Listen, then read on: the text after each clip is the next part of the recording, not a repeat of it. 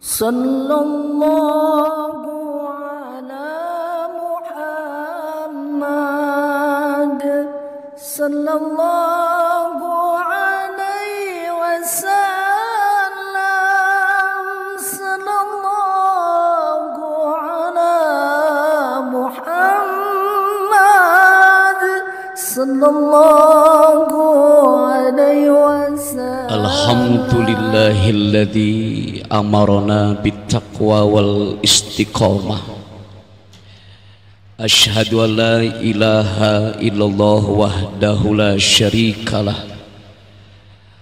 wa asyhadu anna sayyidana Muhammadan abduhu wa rasuluhu la nabiyya ba'dah. Allahumma salli wa sallim wa barik ala sayyidina Muhammad ibn Abdillah wa ala alihi wa ashabihi wa ummatihi ila yaumil qiyamah. Usikum wa nafsi wa iyaya bitaqwallah faqad fazal muttaqun. Faqad qala ta'ala fi ayatil karimah, a'udzu billahi samiil alim minasy syaithanir rajim. Ya ayyuhalladzina amanu taqullaha haqqa tuqatih wa la tamutunna illa wa antum muslimun. Puji dan syukur hanyalah untuk Allah Rabbul Alamin. Salawat salam dicurah limpahkan untuk Nabi Muhammad sallallahu alaihi wasallam, kepada keluarganya, sahabatnya, dan juga umatnya termasuk kita hingga akhir zaman. Tidak ada bekal dalam kehidupan dunia akhirat yang terbaik kecuali ketakwaan. Ayo terus takwa dan tingkatkan keimanan, karena inilah bekal terbaik kita semua. Semoga dengan pelaksanaan salat Jumat ini Allah masukkan kita semua menjadi orang-orang yang bertakwa kepada Allah Subhanahu wa ta'ala.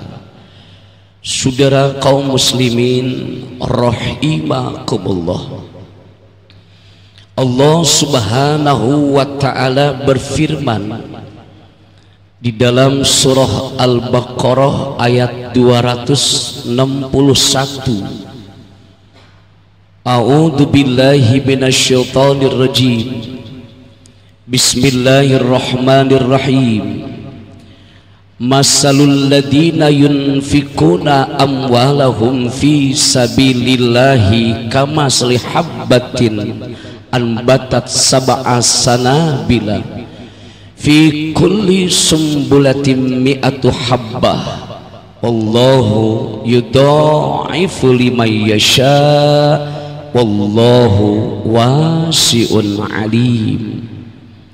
Yang artinya wallahu a'lam bimuradihi, perumpamaan orang yang membelanjakan harta benda mereka di jalan Allah bagaikan satu biji yang menumbuhkan 7 bulir, dan dari setiap bulirnya menumbuhkan 100 butir lagi, dan Allah lipat gandakan terhadap orang yang dikehendaki oleh Allah, dan Dia Allah maha luas dan lagi maha mengetahui.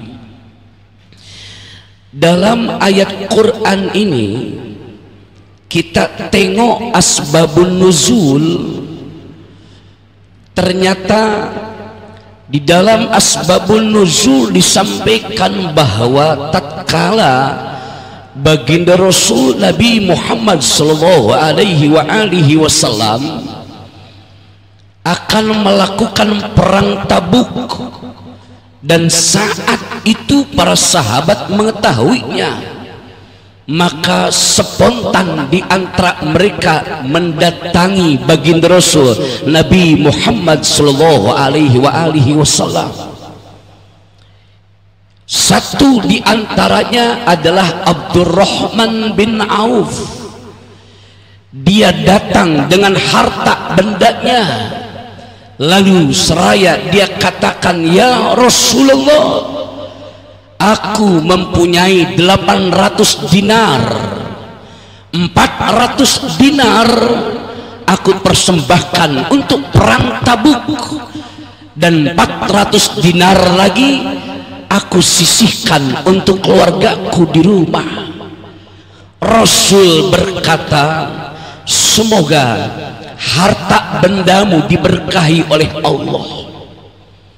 Lalu datang lagi sahabat Nabi yang bernama Utsman bin Affan, seraya berkata, "Ya Rasulullah, saya akan memberikan sumbangan untuk perang Tabuk. Siapa di antara mereka sahabat yang ingin ikut perang tidak punya pedang, biar aku yang menyiapkan pedangnya ya Rasul. Siapa di antara sahabat yang mau ikut perang tidak punya panah, biar aku yang menyiapkan panahnya ya Rasul. Siapa di antara sahabat yang ingin ikut perang tidak punya kendaraan kuda, biar aku yang menyiapkannya ya Rasul." Maka dari sinilah turun surah Al-Baqarah ayat 261. Ini menunjukkan bahwa betapa agung, betapa istimewa, betapa hebatnya kedermawanan sahabat Nabi Muhammad sallallahu alaihi wasallam.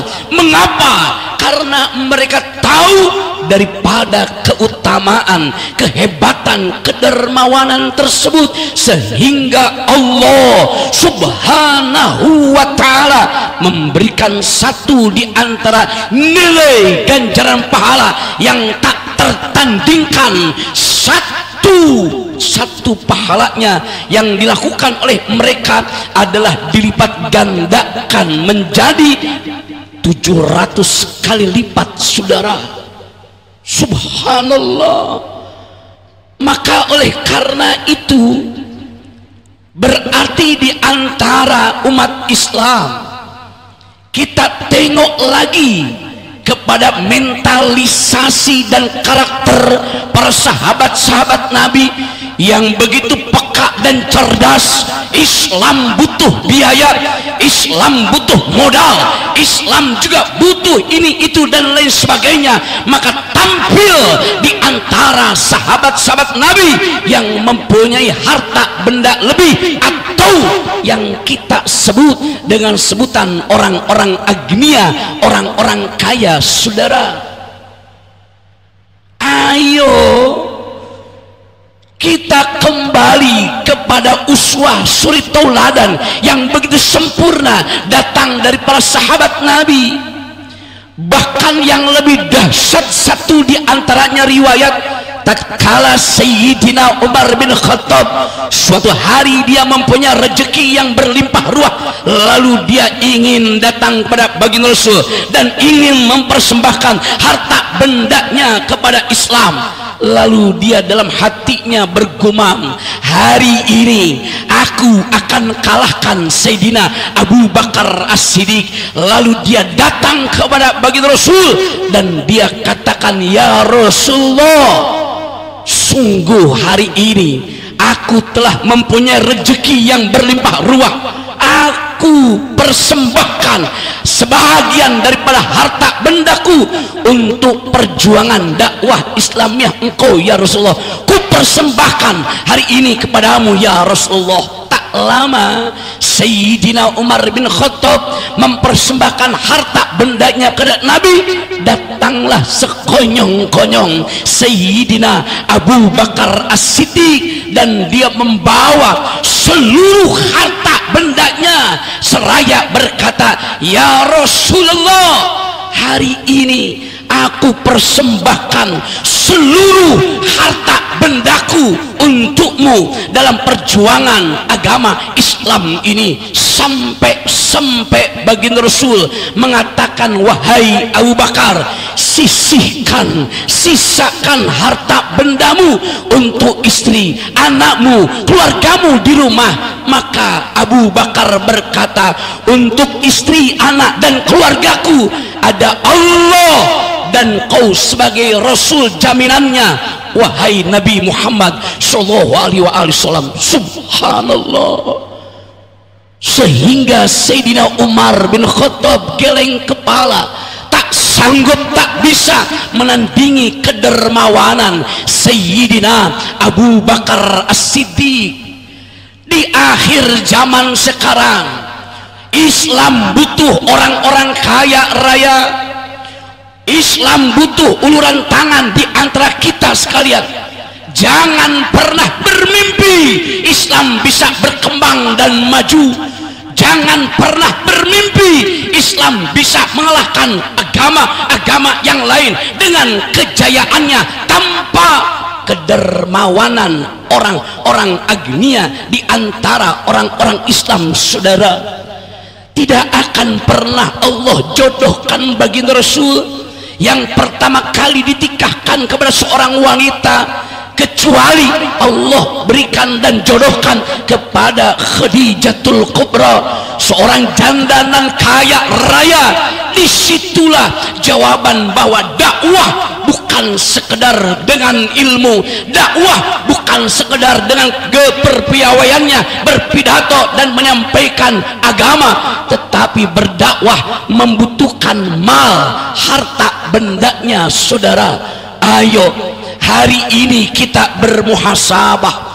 Sudahkah kita memberikan sesuatu yang terbaik untuk Islam? Sudah berapa rupiahkah yang sudah kita sisihkan untuk Islam? Sudah berapa harta bendakah yang kita persembahkan untuk Allah dan juga Rasulnya? Maka demi Allah, kalau saja kita belum sempat bahkan berpikiran terbalik, apa yang bisa saya ambil daripada agama Islam, maka Islam akan hancur, Islam akan sirna, Islam akan merosot, Islam tidak akan pernah berkembang. Saudara, maka melalui khutbah Jumat yang teramat singkat ini, saya mengetuk pintu hati jemaah sekalian. Ayo sama-sama kita mengeluarkan harta benda di jalan Allah untuk kemaslahatan agama Islam, untuk dakwah agama Islam. Jangan biarkan masjid-masjid terbengkalai bangunannya. Jangan pernah biarkan pondok-pondok pesantren semuanya belum selesai bangunannya. Jangan pernah biarkan fakir miskin meminta-minta di jalanan. Jangan pernah biarkan kenakalan anak-anak yatim lantaran kurang perhatian dan sumbangsih harta benda di antara kita orang-orang Islam. Akhirnya kita sama-sama tundukkan kepala dan mengangkat kedua belah tangan kita untuk sama-sama kita bermohon dan bermunajat kepada Allah Subhanahu wa ta'ala. Semoga Allah memberikan kekuatan iman dan Islam kepada kita sekalian. Semoga Allah Subhanahu wa ta'ala memberikan karunia rizki yang berlimpah ruah untuk perjuangan agama Islam. Semoga Allah Subhanahu wa ta'ala senantiasa memberikan hidayah kepada orang-orang Islam agar mereka tergerak hati sebaliknya mengeluarkan harta benda di jalan Allah Subhanahu wa ta'ala. Amin ya rabbal alamin. A'udzu billahi minasyaitonir rajim. Bismillahirrahmanirrahim. Wal asr innal insana lafi khusrin illal ladina amanu wa amilus solihat wa tawasaw bil haqq wa tawasaw bis sabr. Shadaqallahul adzim. Barakallahu li wa lakum fil Qur'anil adzim wa nafa'ani wa iyyakum bima fihi minal ayati wa dzikril hakim. Aqulu qawli hadza fastaghfiruh innahu huwal ghafurur rahim.